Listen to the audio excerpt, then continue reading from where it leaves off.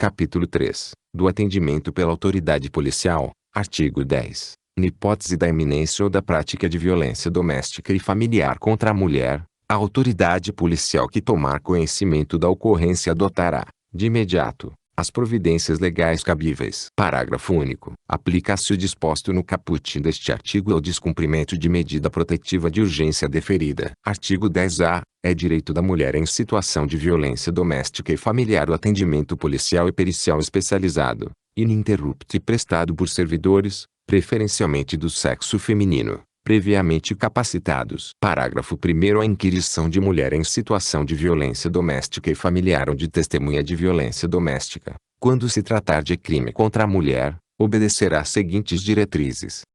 1. Salvaguarda da integridade física, psíquica e emocional da depoente, considerada a sua condição peculiar de pessoa em situação de violência doméstica e familiar.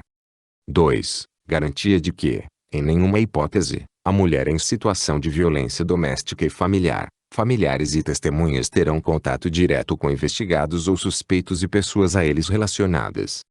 3. Não revitimização da depoente, evitando sucessivas inquirições sobre o mesmo fato nos âmbitos criminal, civil e administrativo, bem como questionamentos sobre a vida privada. Parágrafo 2º. Na inquirição de mulher em situação de violência doméstica e familiar ou de testemunha de delitos de que trata esta lei, adotar-se-á, preferencialmente, o seguinte procedimento.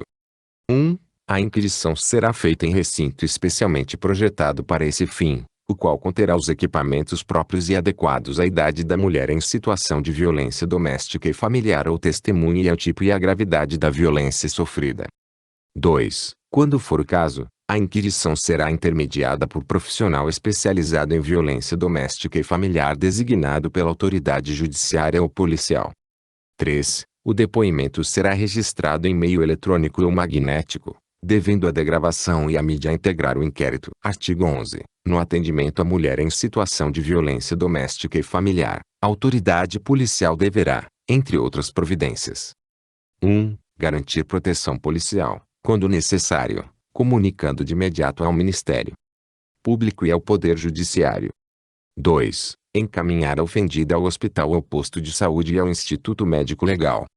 3. Fornecer transporte para a ofendida e seus dependentes para abrigo ou local seguro, quando houver risco de vida. 4. Se necessário, acompanhar a ofendida para assegurar a retirada de seus pertences do local da ocorrência ou do domicílio familiar. 5. Informar a ofendida os direitos a ela conferidos nesta lei e os serviços disponíveis, inclusive os de assistência judiciária para o eventual ajuizamento perante o juízo competente da ação de separação judicial, de divórcio, de anulação de casamento ou de dissolução de união estável. Artigo 12. Em todos os casos de violência doméstica e familiar contra a mulher, feito o registro da ocorrência, deverá a autoridade policial adotar, de imediato, os seguintes procedimentos, sem prejuízo daqueles previstos no Código de Processo Penal. 1. Ouvir a ofendida, lavrar o boletim de ocorrência e tomar a representação a termo, se apresentada. 2. Colher todas as provas que servirem para o esclarecimento do fato e de suas circunstâncias. 3. Remeter, no prazo de 48 horas, expediente apartado ao juiz com o pedido da ofendida, para a concessão de medidas protetivas de urgência. 4. Determinar que se proceda ao exame de corpo de delito da ofendida e requisitar outros exames periciais necessários. 5. Ouvir o agressor e as testemunhas. 6. Ordenar a identificação do agressor e fazer juntar aos autos sua folha de antecedentes criminais, indicando a existência de mandado de prisão ou registro de outras ocorrências policiais contra ele. 6a. Verificar se o agressor possui registro de porte ou posse de arma de fogo e, na hipótese de existência, juntar aos autos essa informação, bem como notificar a ocorrência à instituição responsável pela concessão do registro ou da emissão do porte, nos termos da Lei N. nº 10.826, de 22 de dezembro de 2003, Estatuto do Desarmamento. 7. Remeter, no prazo legal, os autos do inquérito policial ao juiz e ao Ministério Público. Parágrafo 1º. O pedido da ofendida será tomado a termo pela autoridade policial e deverá conter: 1. Qualificação da ofendida e do agressor. 2. Nome e idade dos dependentes. 3. Descrição sucinta do fato e das medidas protetivas solicitadas pela ofendida. 4.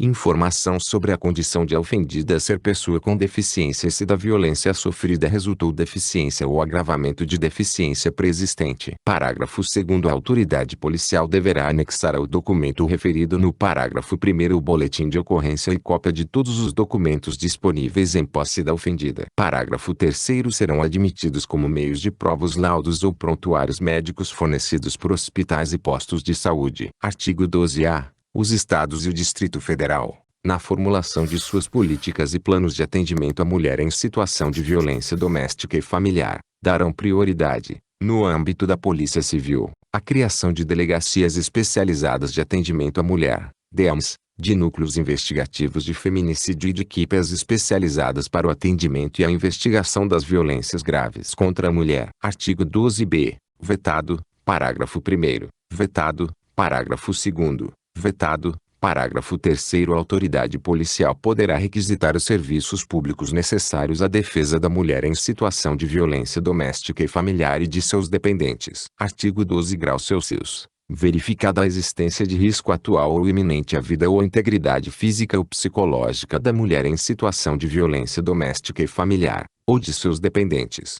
o agressor será imediatamente afastado do lar, domicílio ou local de convivência com a ofendida.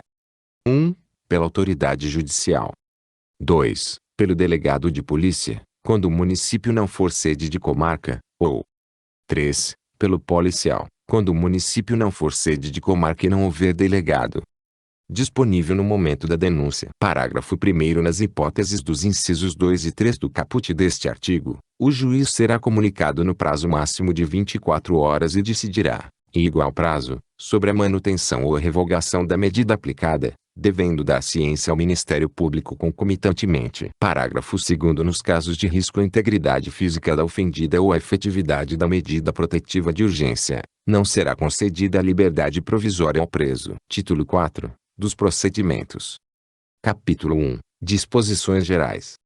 Artigo 13. Ao processo, ao julgamento e à execução das causas cíveis e criminais decorrentes da prática de violência doméstica e familiar contra a mulher aplicar-se-ão as normas dos Códigos de Processo Penal e Processo Civil e da legislação específica relativa à criança, ao adolescente e ao idoso que não conflitarem com o estabelecido nesta lei. Artigo 14. Os juizados de violência doméstica e familiar contra a mulher, órgãos da justiça ordinária com competência civil e criminal, poderão ser criados pela União, no Distrito Federal e nos territórios, e pelos Estados, para o processo, o julgamento e execução das causas decorrentes da prática de violência doméstica e familiar contra a mulher. Parágrafo único. Os atos processuais poderão realizar-se em horário noturno, conforme dispuserem as normas de organização judiciária. Artigo 14-A. A ofendida tem a opção de propor ação de divórcio ou de dissolução de união estável no juizado de violência doméstica e familiar contra a mulher. Parágrafo 1º. Exclui-se da competência dos juizados de violência doméstica e familiar contra a mulher a pretensão relacionada à partilha de bens. Parágrafo 2º. Iniciada a situação de violência doméstica e familiar após o ajuizamento da ação de divórcio ou de dissolução de união estável, a ação terá preferência no juízo onde estiver. Artigo 15. É competente, por opção da ofendida, para os processos cíveis regidos por esta lei, o juizado: 1. Do seu domicílio ou de sua residência. 2. Do lugar do fato em que se baseou a demanda. 3. Do domicílio do agressor. Artigo 16. Nas ações penais públicas condicionadas à representação da ofendida de que trata esta lei, só será admitida a renúncia à representação perante o juiz, em audiência especialmente designada com tal finalidade, antes do recebimento da denúncia e ouvido o Ministério Público. Artigo 17. É vedada a aplicação, nos casos de violência doméstica e familiar contra a mulher, de penas de cesta básica ou outras de prestação pecuniária, bem como a substituição de pena que implique o pagamento isolado de multa.